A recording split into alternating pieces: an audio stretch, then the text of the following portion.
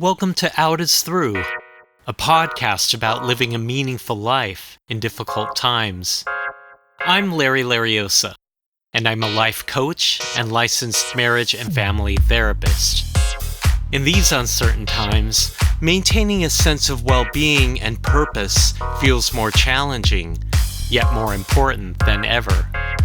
In this podcast, I'll feature guests who have used their life experience, passion, and creativity to find personal meaning and deeper connection.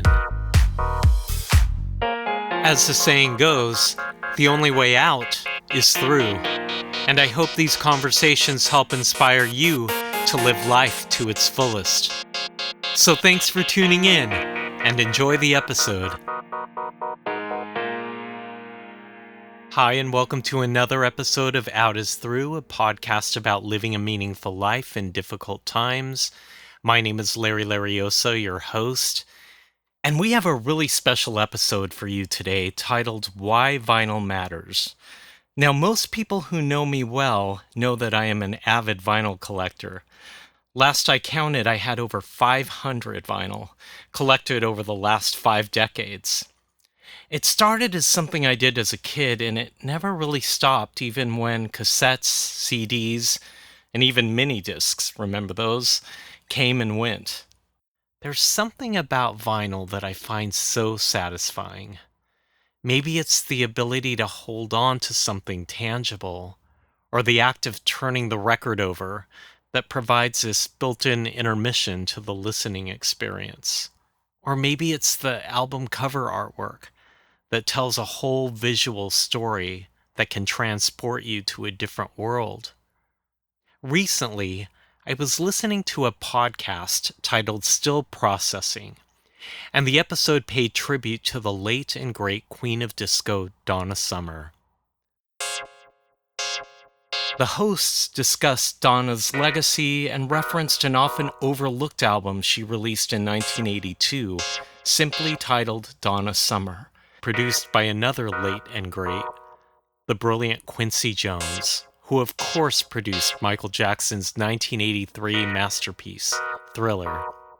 They referenced how Donna's album, released a year earlier, was really the precursor to Thriller, complete with Quincy's signature sound, and even a star-studded choir on one of the tracks that became the template for another classic, We Are the World. Now, I have always been a Donna Summer fan, and yes, I am old enough to have vivid childhood memories, dancing to Hot Stuff, Bad Girls, and Last Dance. And like almost every gay man of my generation, her songs became the soundtrack to my coming out story. So naturally, I had to hunt down a copy of this 1982 record. But with vinyl trending with the whole new generation, finding good copies of older albums is getting more and more difficult. I began searching for Donna in record bin after record bin, with no luck.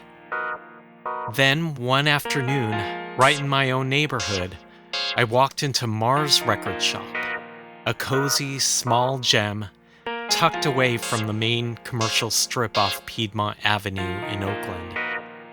There, a pristine copy of Donna Summer 1982 awaited me on the shelf. Holding it felt serendipitous, almost magical. And it was then when I met the store owner and our guest for this episode, Steve Adams. Steve Adams has been an Oakland-based career musician and bass player for over 20 years, making records and touring globally with solo artists and bands like Jack Johnson and his own band, ALO. With live music on a temporary hold in 2020, Steve decided to lean into his love of vinyl and begin the journey of Mars Record Shop. So I want to welcome to the podcast Steve Adams. Thank you, Larry. Thanks for having me. Excited to talk to you. I am so excited today because I get to geek out on music and vinyl, which strangely enough, I don't have a lot of people in my life that that get the whole vinyl thing. I used to, and for some reason now I don't. So I'm super excited that we're going to talk about the meaning of vinyl. But the title of this podcast is Out is Through, Living a Meaningful Life in Difficult Times. So, the difficult times part, there's a lot happening. There's a lot happening in our state, our country, our world. I just want to start by just asking, how are you doing? I'm holding up pretty good, although it's challenging each day. I mean, it's interesting, like looking back to the pandemic, and that was a life-changing moment for me, which we can talk about. But we kind of got out of it and we sort of stabilized. And then just this whole year since the election and the new administration, and I just feel like the whole thing's rattled completely again in a whole different way, and it's even kind of scarier than a pandemic in a way because it's got moral implications and all sorts of stuff. So that's a little hard to endure, and I feel like it's sort of every day there's something new, and every day it seems worse than the day before, which is just it's mind blowing, really. Yeah, it's mind blowing, it's exhausting and traumatizing, and coming out of a really challenging time like the pandemic and all that happened during the pandemic. It's almost like when are we gonna get a break? Yeah, and you would think like the pandemic for me was like, and for many people probably one of the major events of our lifetime. You would think coming out of that, you would just have this appreciation for life and compassion. And it seems like it's just headed in the opposite direction, which is just sort of that's what's mind blowing about it. But, we got to keep the hope and keep the optimism and do what you can. I mean, there's things people can do. So just even little things. Well, we're going to get into those, a little bit of those things that you do, because I know you have a very active life. Elke, who is a friend, but she's also on the fifth episode, talked a lot about connection and beauty and really grounding yourselves in those two things. And that really has helped me just be really mindful of what I want to eliminate or what I want to protect myself against and what I want to lean toward. And that's also a reason why I wanted to bring you onto the podcast, because for me, beauty is music. Hmm. And for me, beauty is my vinyl collection. It's the thing I grew up with. It's the thing that I have a relationship with. And it's just nice to be in conversation with somebody that gets that, because you get it so much that you opened a record store, which we'll get to as well. Right. Let's start with your story. So, where did you grow up and how did your early life shape where you are today? I'm currently living in Oakland, California, and I grew up not too far from here in San Jose, just a little town called Saratoga. It's kind of like nestled up in the hillside next to Los Gatos and Cupertino and Campbell, all those little towns in the San Jose area. I grew up with an older sister, an older brother, and a little brother. So there's four of us. And our parents divorced when I was like five, maybe like around 1980. And so my dad moved to Cupertino. My mom kept us in Saratoga, and both parents remarried. But I was pretty much grew up with my mom and my stepdad. She remarried like relatively quickly within a few years to a great person who became my stepdad. Both sets of parents were like both very influential to me, as well as my siblings and my family overall. There was always like a piano in the house. We had a grand piano maybe at one point, and my sister took lessons, and everyone in the family was sort of like forced is maybe a strong word, but sort of encouraged or expected maybe to take lessons of some instrument of some kind. But I took piano and I took violin and I took saxophone in sixth and seventh grade. And then in eighth grade, I saw my friend from elementary school. We're in middle school now, and he put a band together and played the talent show. And it was like drums, keyboards, and guitar. And I remember looking up at the band and being like, I'd been watching MTV music videos and sort of paying attention to bands a little bit. And I knew there was like, yeah, there was another instrument that was kind of missing. And I was like, oh, it's a bass. Like they don't have a bass player. I was like, oh, I'm gonna go get a bass and, and just kind of ask if I can join their band, and I did that, and it sort of changed my life. Like that's the trajectory I went on. I became a bass player at that point, and that became my identity in high school. And I graduated high school, and our the band that we formed in junior high all got into UC Santa Barbara more or less, and we all went to Santa Barbara together and kept the band going. And then after we graduated, we all moved back to the Bay Area and kept the band going. So the band and music has kind of always been my identity. Lots of records in the house growing up, lots of music being played, always singing at family events. And I just kind of always like took to music, and maybe part of it was that drawn to that beauty of what it is, the sound and the magic. And I mean, as I hear your story, I mean, I was dragged into piano lessons and hated it at the time, but so grateful that when you're that young, it does something, right? The way that you start to see the world and experience the world, I can't even describe it, but when you're that young and you have something tangible that you have control over in some ways, but also that you can express yourself is so healthy, especially when we're going through things like family transitions or separations or divorces. It's that outlet. yeah, I remember my stepdad would like he he would sit down at the piano and just like improvise.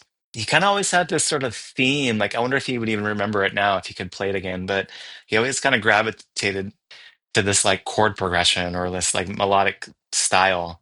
And he would kind of do it, and he would just sort of like noodle off for a while, and I could tell he was like making it up, but it sounded really cool. It was definitely like harmonious and like relaxing, and that was like his expression. And you're right, being able to. I remember sitting down at the piano as a kid and just hitting the keys and realizing like one to the next was like, oh, that's that melody. And all of a sudden you're like picking melodies out that you sort of know on the piano. You're figuring it out and how it's all like kind of organized. Yeah.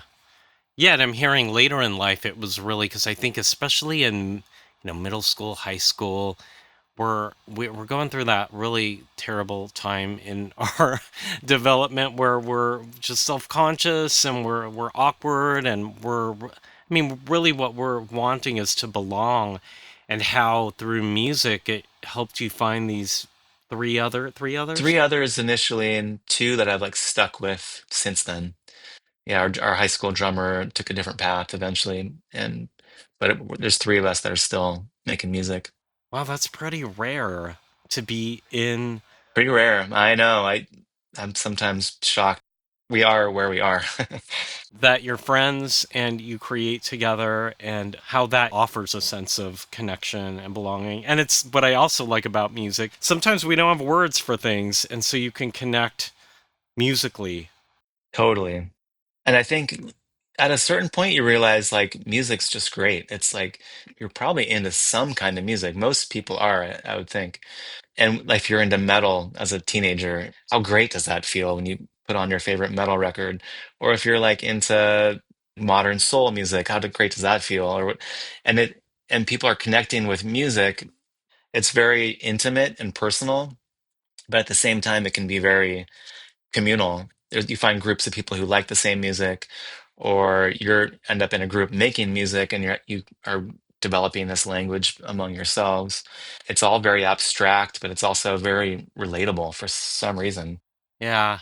And then I love in your story your journey to bass, because it was this thing that wasn't necessarily forced on you, Yeah, so to speak. Like it was something you found in your own observation, in your own creative path that you connected with on your own. So you had the foundation, but then your story to becoming a bass player sounds like it was using that foundation but also using your critical thinking around what was missing. totally. I quickly like identified with the instrument a lot because it's sort of this support role instrument. It's rarely one that's like out in front, like a lead singer or a lead guitar player or something. And I just liked being that sort of like foundational support person in the band. And I think it speaks to my character, and it's probably why I've stuck with that instrument for so long. It just I really relate to it. And I love the sort of like sub level, not subversive, but you have a lot of control on the lower end of the spectrum of dynamics and whatnot. And you can really steer the ship in big directions. Like as a bass player, you can have a big impact, and a lot of people might not even know why it's changing course, but it's because it's a sometimes a hard instrument to hear even. Yeah, But it's pretty powerful. I like that. I like that sort of subtle power. that's a good descriptor for it. Well, you play multiple instruments, and in not just this band, but you've been in a couple of other bands. You've played with Jack Johnson. Did I read that right? Yeah, so the band we've been talking about that started in junior high and is still playing today is called ALO. It stands for the Animal Liberation Orchestra. And we picked that name. We had some different band names in junior high, high school, college. And by the end of college, we settled on this concept of the Animal Liberation Orchestra and the free range horns. And it was sort of tongue in cheek, playful. We would like shackle the horn players and liberate them in the middle of the show. And it was like theatrical and fun and also like a dance party. We kind of started leaning toward like dance party music and Mm. we met Jack Johnson at UC Santa Barbara in the dorms our freshman year. And so we came in kind of hot. We already had a band. He came in from Hawaii and didn't have a band, but loved music, played music all through high school with Mm. buddies, and he quickly formed a band in the dorms. And so our two bands Mhm. were like rivals kind of between the dorms for about 6 months. And then all of a sudden we all met each other and just became a big group of friends. So we kind of went through all of college with Jack and his band and we sort of went our separate ways after we all graduated, but somehow we like came back around a few years later and he was sort of pursuing his music. He did film in college and was kind of pursuing that, but he sort of came back to music. He had these like tapes that got out on the internet, and all of a sudden he had this like sort of like little following that was like really excited about his music. And so eventually he like got bigger and bigger, and by the third or fourth record, he had some hits on the radio, and he formed his own record label and then signed us to his record label and kind of brought us in to his world.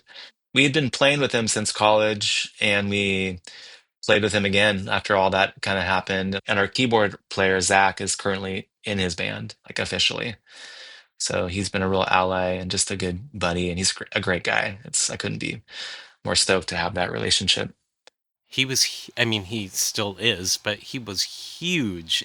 And then he was touring the world, and he took us all around the world too. It was great. What was that like? It was kind of a dream come true. Oh, it's so cool. You know, all of a sudden you're in a band, and it's been 15 years since you were 13 or whatever. And I'm like, God, first band or anybody that asked me to go abroad to the Europe or wherever, I'm just gonna say yes. Yeah. I'm just gonna make it work. And then he ended up taking us to Brazil, Australia, Japan, Europe, Canada. Yeah, all the like a lot of dreams like came together like in just within a couple years. And it gave us a good little nudge too. Like we kept developing our own band on our own, but having the Jack connection definitely gave us a little boost. And so, here we are. We're still working on it, still trying to get our music out to people and make sure as many people hear it as possible to see if it connects with them. And so it's still a lot of work, and we're still working hard at it.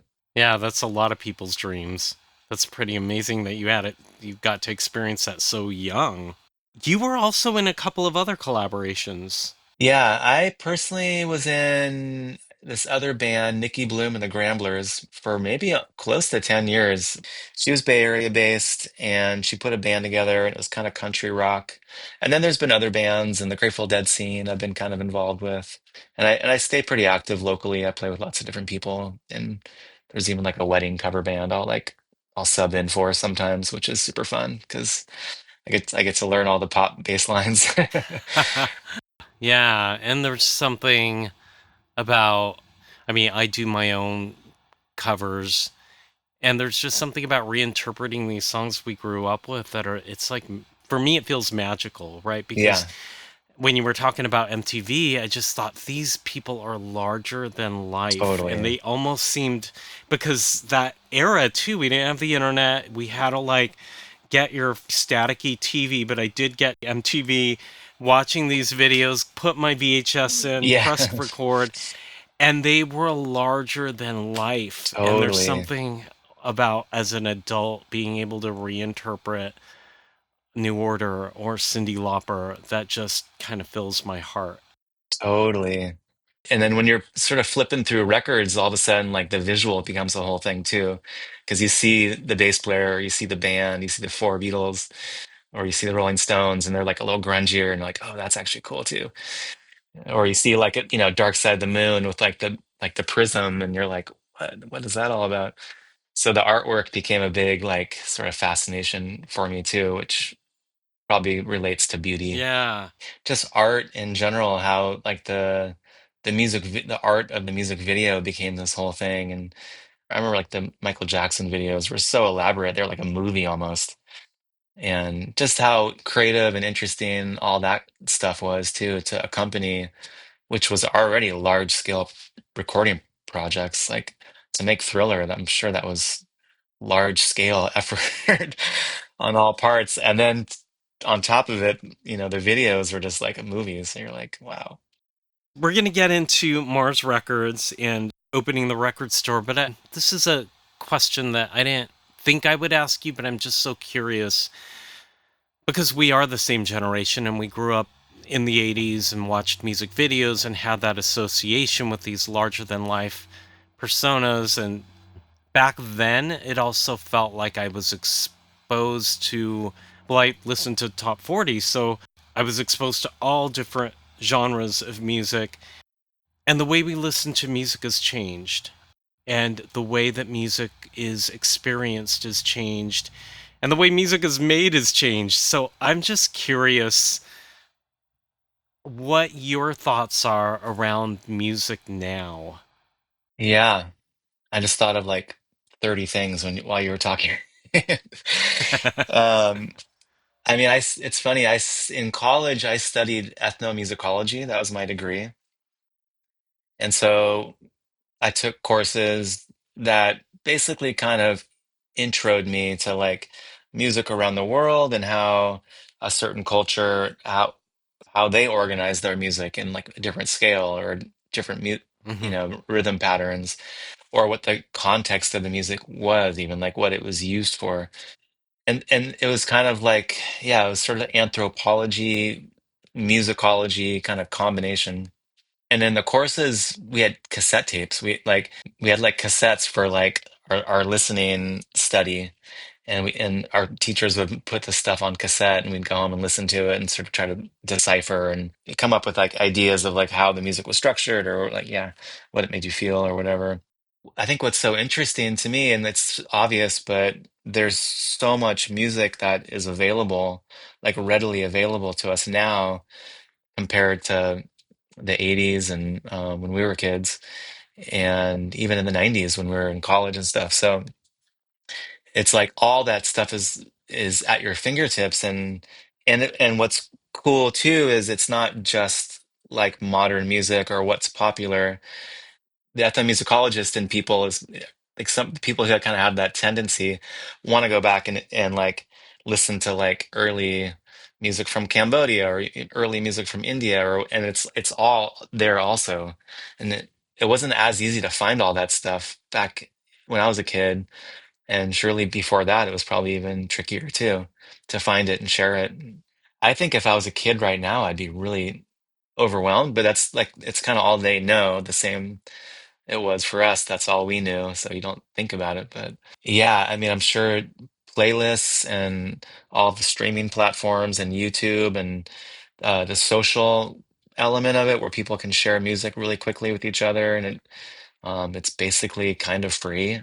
So, and it's so that's pretty fascinating. So, like, where that takes us will be interesting to find out.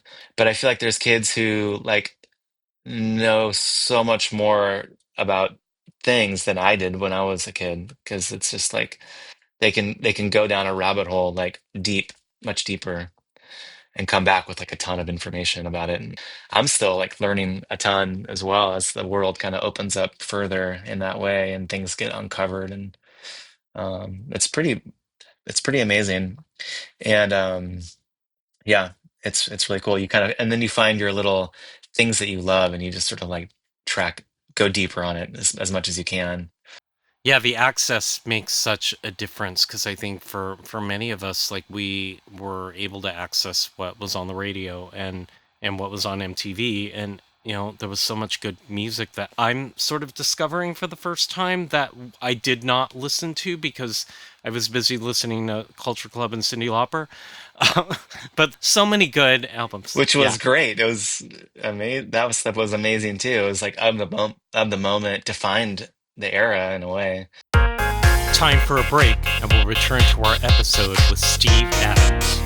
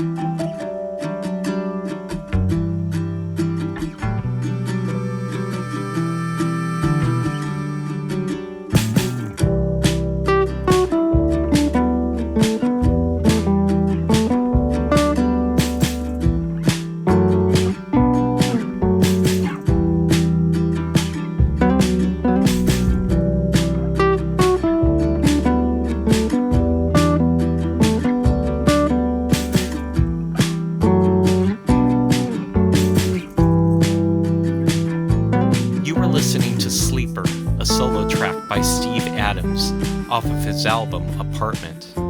Now, let's return to the conversation of why vinyl matters. There's a great movie. I forget the name of it. I can find it and give you the link. It's about Cambodian music in like the 60s and 70s. And it was like basically during Vietnam and how the country was taken over and all they were like on the verge of this like golden era of like American psychedelic rock coming to their country and the bands there and the musicians there were sort of embracing that and making their own little flavor of it. And then all of a sudden the war started and it just got shut down. Musicians were taken and a lot of them were killed. And it took 10 years or so to like come back around out of that. But this like whole era that's sort of lost and the movie does such a great job telling the story. And a lot of that music has now since been released on vinyl and probably CD and probably on streaming and everything too. It's so cool to like get access to that because at that time that music wasn't getting out all over the world. It was like just shut down and turned off. Yeah. I'm going to skip ahead to a question and then go back to a question because you're on this really important topic about history and music and why music matters, why vinyl matters. I took a deep dive in a Victrola. Like I bought a Victrola and all this great music, especially by African American artists, these legends that have been forgotten. Some of these songs, I mean, now with digitizing, you could probably have access to, but a lot of them obviously have not been re-released because, it's the Victrola, it's sort of antiquated. It's like the 78 Yeah, RPM and yeah. sometimes the crank, usually the Yeah, crank. I have a crank one. Yeah, Yeah, yeah. yeah, and the one I mean, and some of these songs as well. Like, I mean, I went through this like crazy phase of collecting 78s, and Oh, some wow. of them are like Respect. I found the, well, I Respect to you. found. Oh, thank you. Well, and I have to respect these 78s because they're very breakable, and I'm like Yeah. so worried I'm gonna break them. But I found like Strange Fruit, Billie Holiday on 78 Wow. with the cracks. And then Yeah. like some of the old Hawaiian music around that Wow. time that Wow. on Victrola that are just so hard to find. And Totally. So yeah, this question of why music matters, Hmm. or I think we're partly answering the question because it ties us to history. Yeah, it ties us to history. It kind of informs us where we've come from, how what we've built on top of, essentially, like how we've continued the tradition of music and creating it and promoting it and enjoying it and sharing it. And I think that's been going on for centuries and centuries. So when I did my ethnomusicology degree, a study at UCSB, I had to focus on, I had to do like a thesis paper for like my graduation. And I chose like the history of Mexican music. I didn't do anything groundbreaking. I didn't like my paper didn't like break much ground, but I collected a ton of information from every source I could, and the internet was an early source. I was becoming a source. I went to a mariachi festival in Fresno and kind of just observed, and there was lots of like mariachi and Mexican music in general in Santa Barbara, and I was kind of trying to pay attention to that. And I was reflecting on high school when I worked at restaurants as a busboy and all the music in the kitchen, with the Mexican cooks and stuff. So I was kind of Mm, putting this like California puzzle together in my mind, but I really wanted to know like where did mariachi specifically, where did it come from and what was it and how did it evolve and where was it at today? So I did this like evolution of mariachi music was a paper, but in collecting material, I found out that there's a label and it's in El Cerrito, Arhoolie Records, and they're part of the Down Home ah, Music store.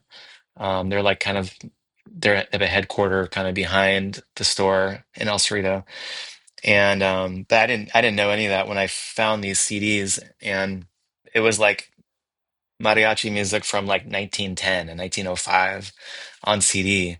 And I was like, they recorded music like that long ago?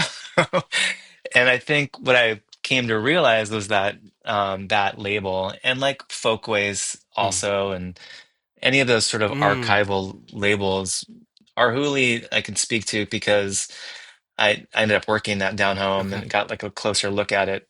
Um, but they were doing 78 transfers like that they were just like they'd find a cool one that hadn't been digitized yet and that it was like, oh, we Wow. need to get this on digital or analog. Even back in the day, they were going straight to analog and putting them out on records too.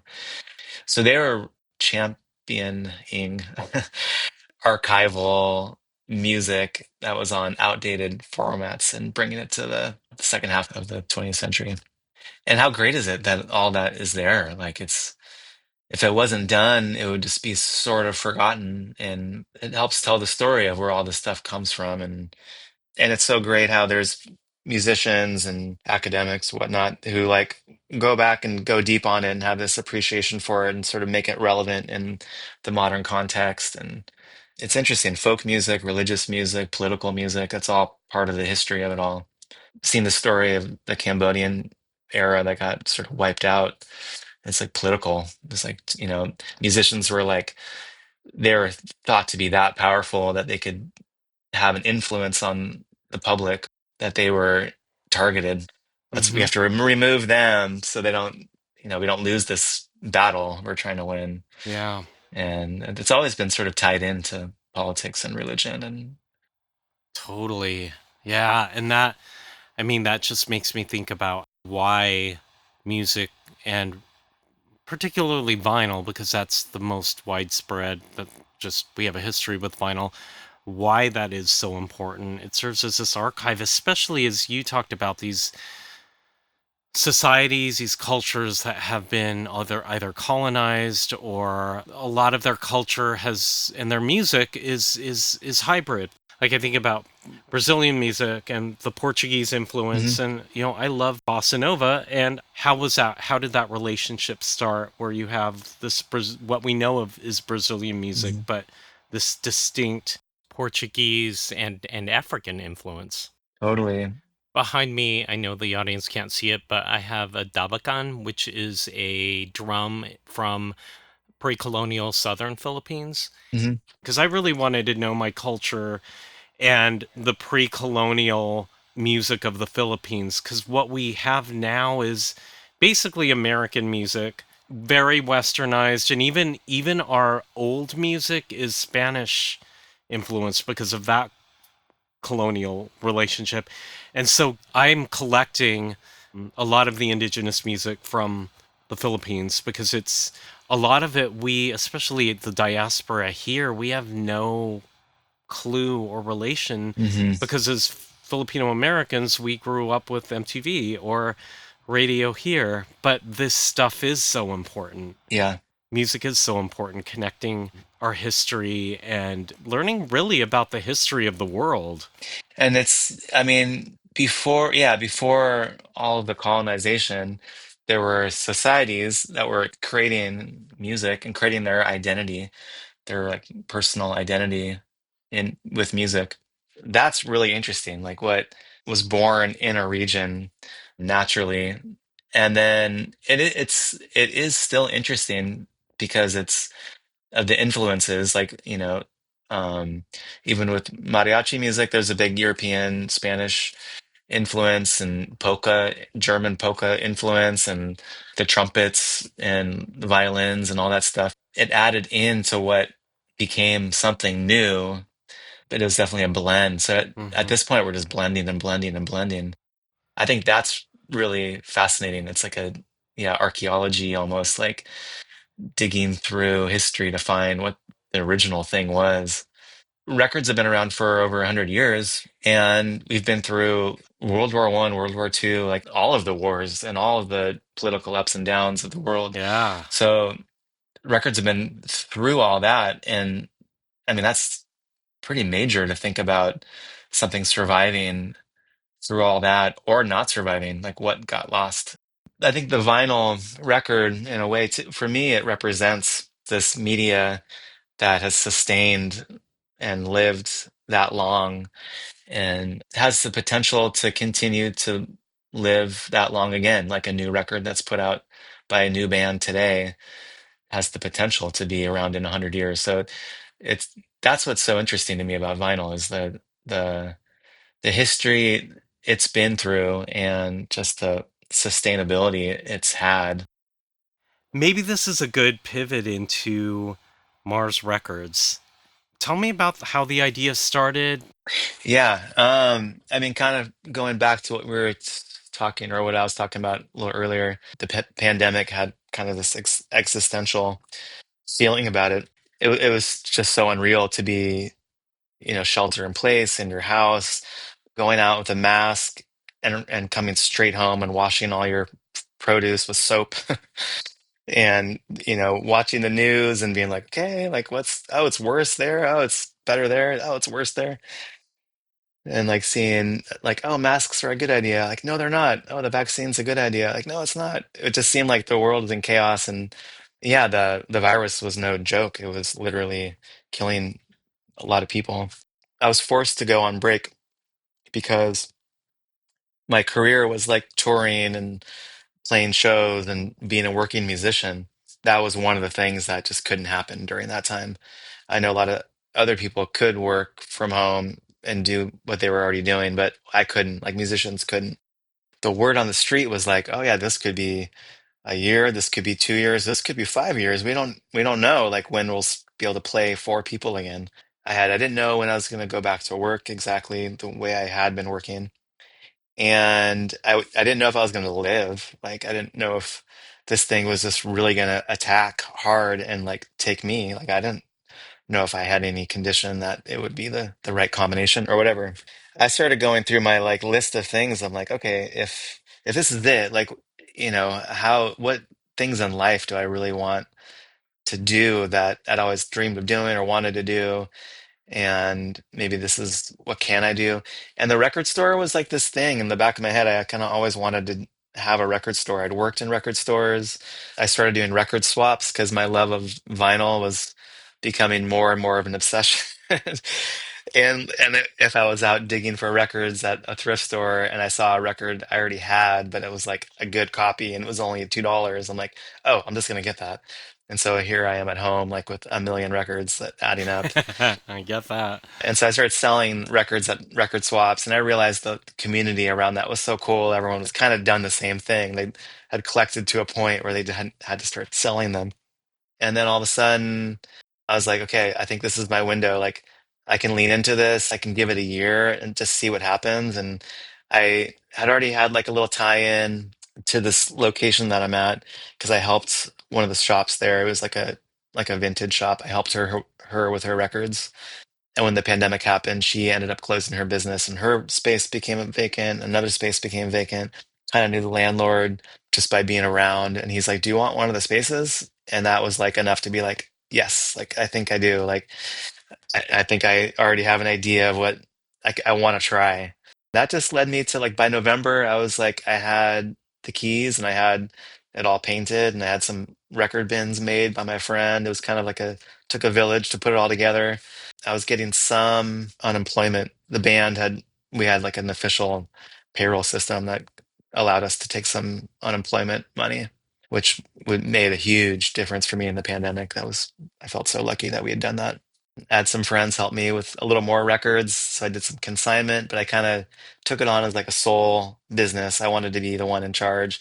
I'd been in a band for like my whole life, and you're kind of constantly compromising for like better or for worse. It's usually for better, but sometimes you're like, oh, wish we could have done it this way. And so like the record store, I was like, I think I just want to do it on my own. I want to be the sole decision maker. I wanted to see if I have what it takes to make something like successful or good, or at least to my standards. Records were kind of becoming a little more popular again, it seemed like during the pandemic, especially. Like people were home and they were buying record players and ordering records from their record stores and from Discogs and eBay. And people were making things they could do at home for fun. And music and records were something that it's funny, it wasn't CDs and it wasn't streaming. It was records. People wanted to share the cover with their kids or put it on and have it be like people describe it as an intentional experience where you're putting something on. It's not just going to be background. You're going to forget what you even did. You're like you put it on, you're physically connected to the process. I think the pandemic really sort of brought people closer to records in a way. The timing was kind of just right. I didn't know what it was going to be, and it's turned into something very, very cool. It's become like a community hub for Piedmont Avenue. I've met lots of cool people. Lots of people have met other friends there and gone off and become friends. And I get to do little concerts in the backyard. It's got this cool space. It's like you're throwing a wedding. Like the the bands are showing up with gear, and you're setting up the PA, and I'm like filling the cooler with ice and drinks, and you see everyone come together, and you see everyone so stoked, like to be there, especially in the earlier pandemic years where like the outdoor space was so important for people to gather. So that was just a blessing in disguise. I didn't know that was even going to be part of the shop, and it ended up being a great part of the shop. Yeah. I mean, it's a beautiful space. I love that area of that little quarter of Piedmont Avenue. It reminds me of like being on vacation because it's Yeah, so unique and different from any other part of that street. And your record store is just right in the back and it's got that just coziness. How has the store and what you've built given you a sense of meaning and purpose? I love that question because it's I think it's so important for people to ask that in any job, like why am I doing this?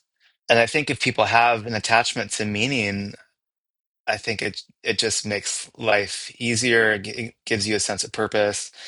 You can feel proud of what you're doing. It's really easy to promote, like because you're just sort of talking about what you love. And it's probably even kind of magnetic in a way. Like if you get a sense that someone really is passionate about what they're doing, it's you probably are like, oh, I want to know more about that. Like what is it? Like what's the magic that they see? For me, it's goes back to that like joining the band in seventh, eighth grade, where you see yourself in like a role, and it gives you a sense of identity, and it gives you a sense of meaning and purpose. And once you're there and you're kind of leaning into it, like just all these great things happen. And at a certain point, you realize like you're on the right track because it's all connecting, it's all working. For me, it's just a big umbrella. It's the music in general. Like it's being in the band, it's being a musician who plays with other people, it's being someone who writes songs from home and brings them to the band to share. And the record store is similar. It's like curating and discovering and making this space that has all this history and beauty, and opening it up to the community and like letting them experience that and being connected to it in a way where you can hopefully like talk about each thing that's in there. So if someone asks you, you might have something to say about it. Knowing like the title of your podcast, I wrote down like 4 words. Mm. Let me see. I wrote down a bunch of words, but but the four words I wrote down were like inspiration, expression, comfort, and community. Oh, yeah. Um, And I think music does that, does all 4 of those things, like at its best, you know?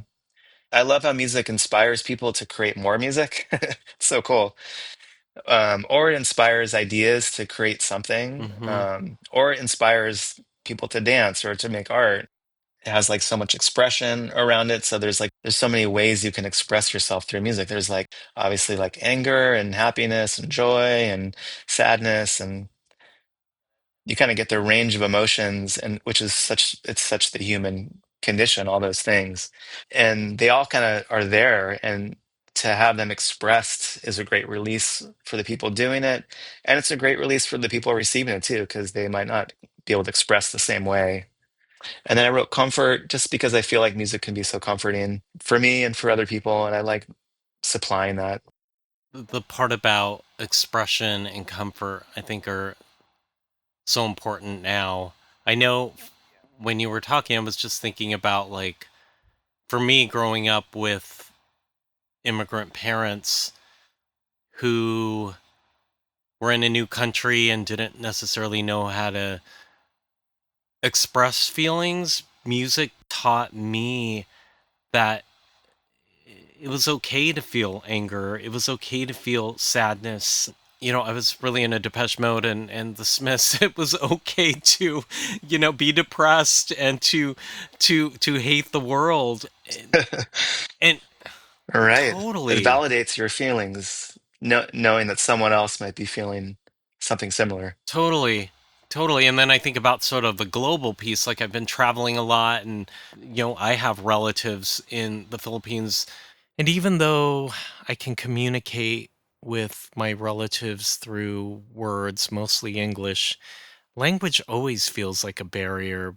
Yeah. But I notice the one thing we can communicate easily through is our love of music and pop songs. I think that happens everywhere I travel. I mean, music truly is a universal language that taps into emotions beyond words. Yeah.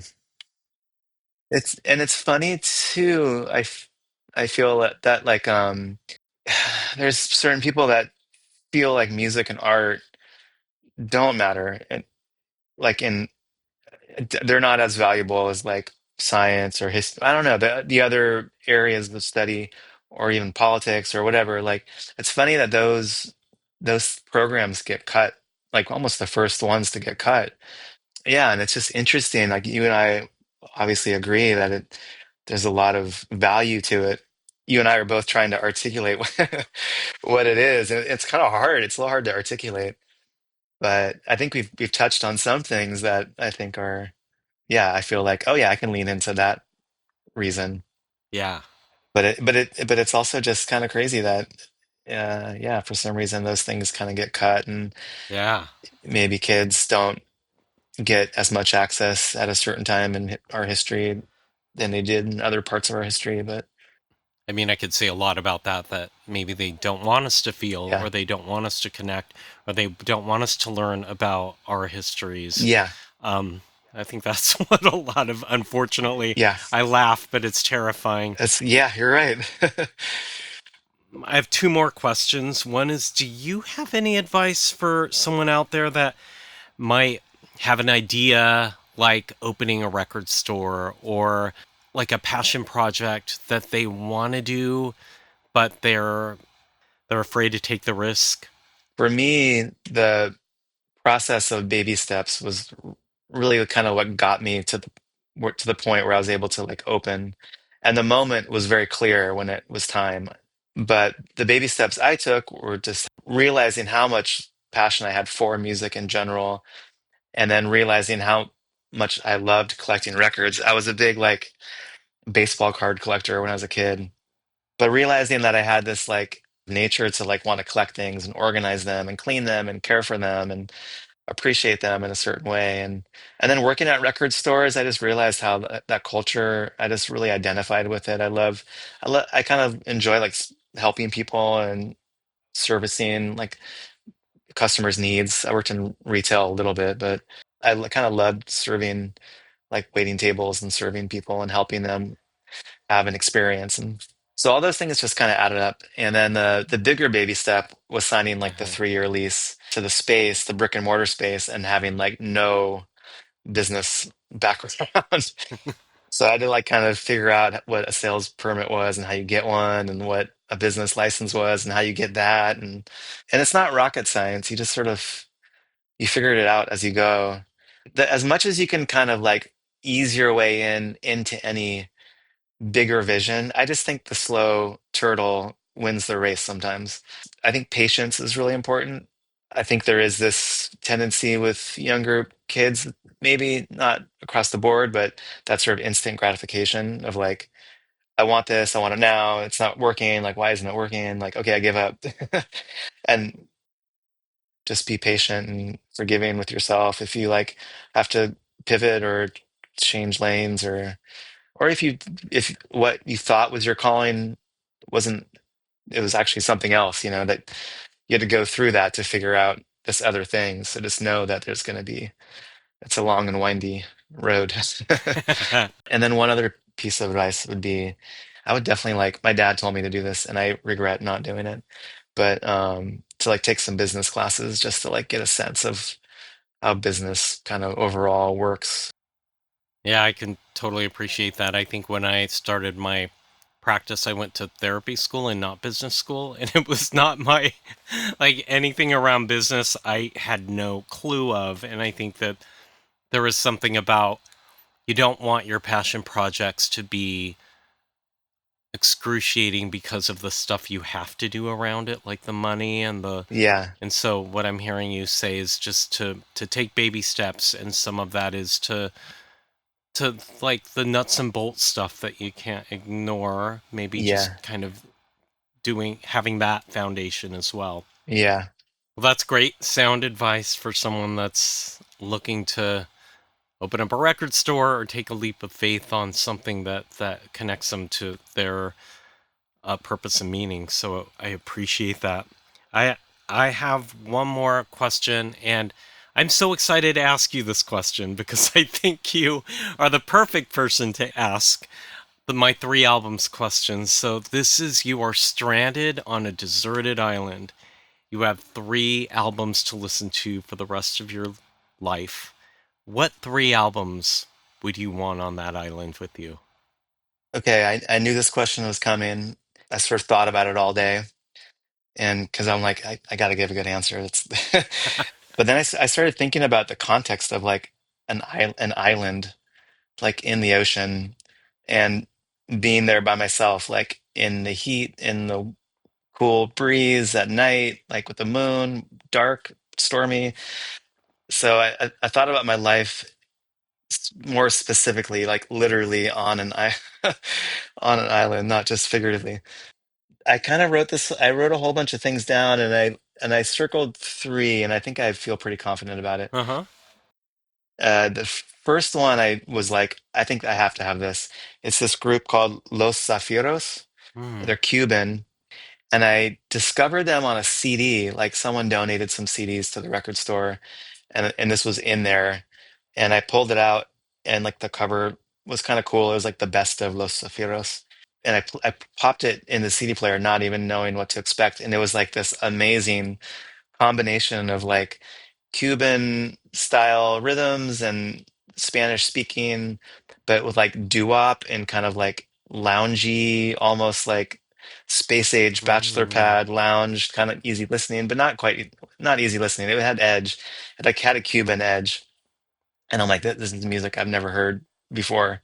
And it just took me by surprise. And I Wow. have since been like seeking out their vinyl, and it's really hard to find. Even a record store Oh, owner is wow. having But a, they have they vinyl. have vinyl from the 60s and they're on Cuban labels.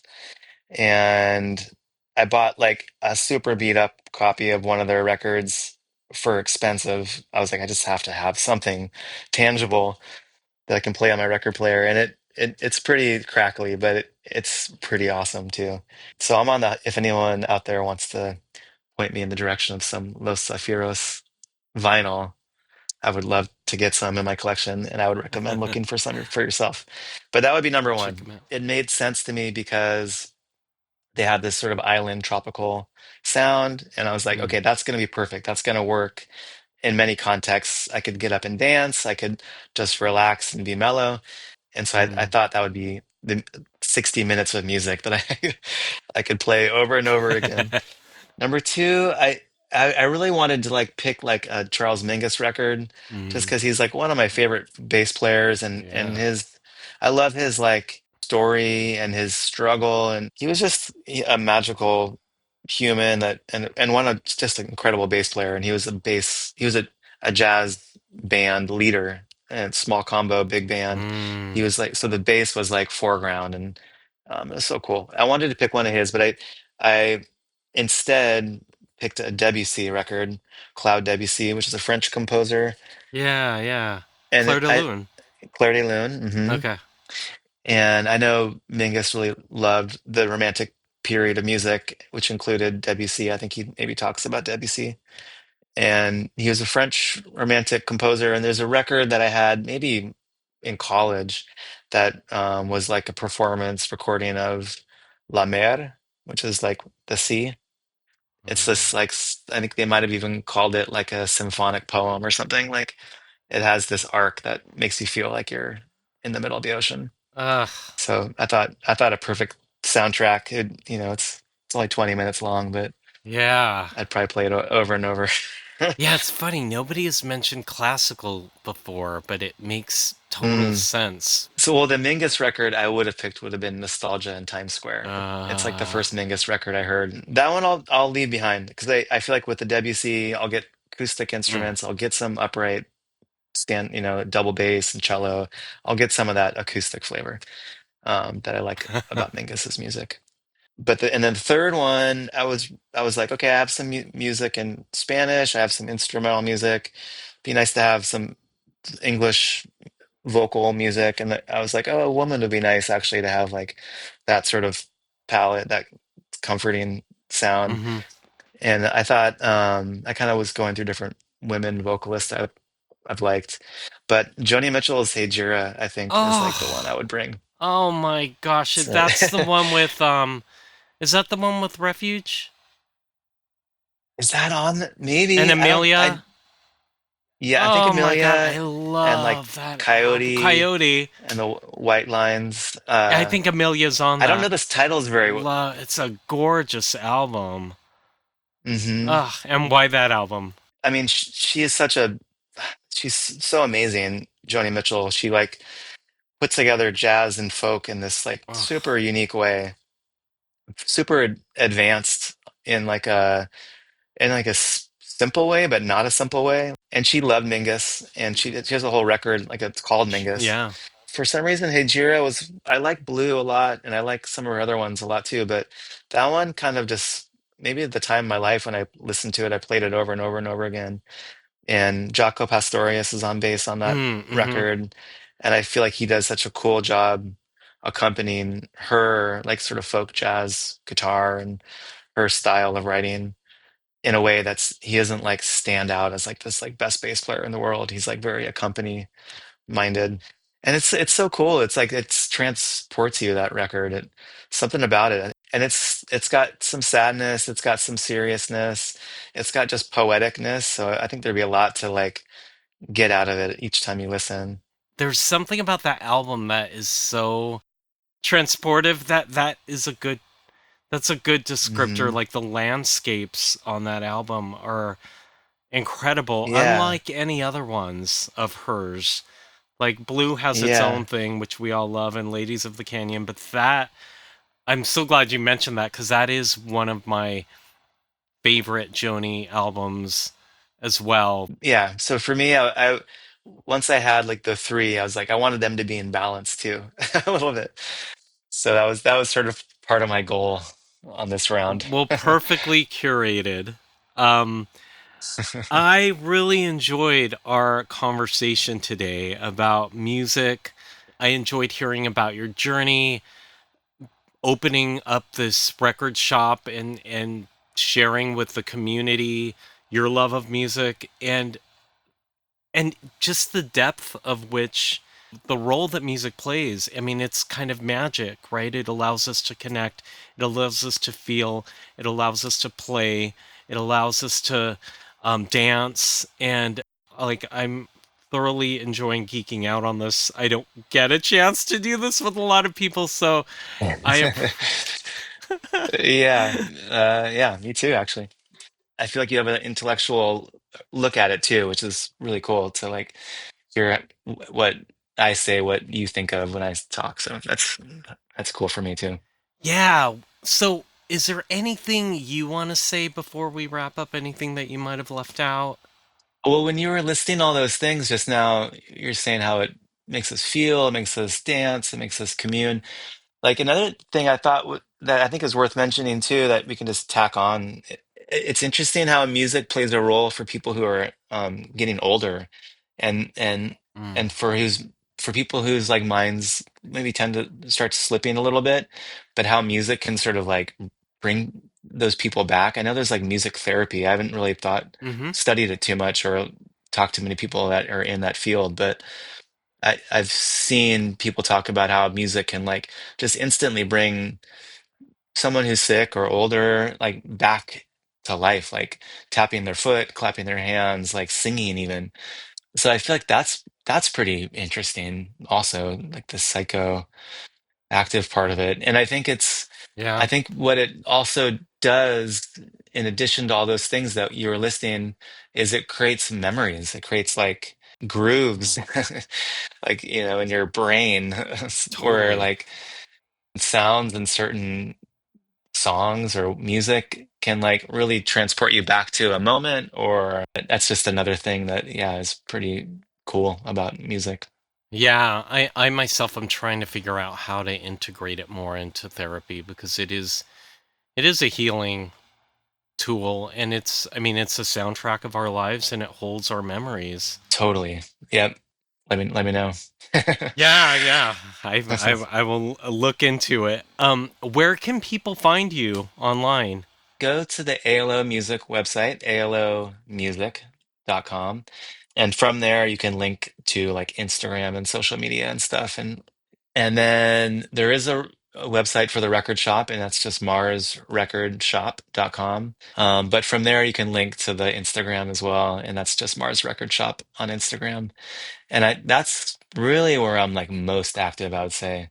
But if you want to follow me with the band and also the record shop and anything I'm just doing in my life, my Instagram is just Steve ALO. Thank you again so much for being part of this interview. I really appreciate it and I will see you at Mars Records. Yeah, my pleasure, Larry. Thanks for having me. Wow, my mind is exploding with everything we talked about. I really enjoyed hearing about Steve's journey to finding meaning through music, both as a performer and also in opening his record shop. Mars Record Shop and the music it holds can really be seen as a curated community space that brings together history and allows people to connect over a similar love of this universal language. Now, referencing back to my search for that Donna Summer record, I think I was looking for something old and familiar, like a hidden doorway to the past to get me through these difficult times. And it brought me to have this great conversation today. Reflecting on my love of music, growing up in the 80s, Music helped me make sense of this confusing world around me and gave me a vocabulary for all these complex feelings I had. I guess ultimately my dusty vinyl collection is a community of old friends, mentors who hold the soundtrack of my life.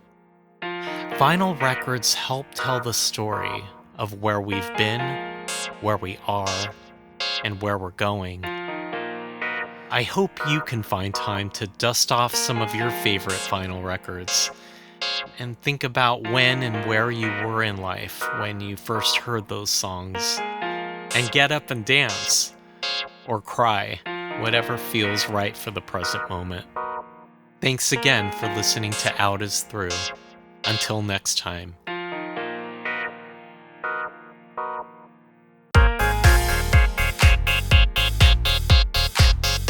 The views expressed by the speakers are their own, and their appearance on the podcast does not imply an endorsement of them or any entity they represent. Out Is Through is a podcast for entertainment and educational purposes only. It's not a substitute for medical advice, diagnosis, or treatment. If you are in need of support, please seek out a licensed mental health professional in your area.